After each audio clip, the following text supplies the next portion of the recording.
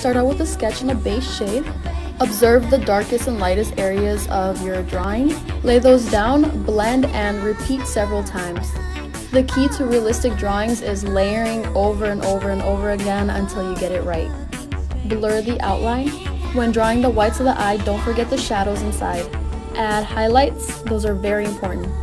Add in eyelashes the way I showed you guys in my previous videos. Using the airbrush tool, blend the lash line.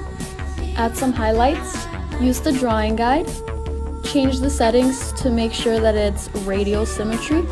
And center it in the middle of the pupil. Again, start with the base shade and then just start adding random colors, whatever you like. Remember to add a shadow on the iris as well.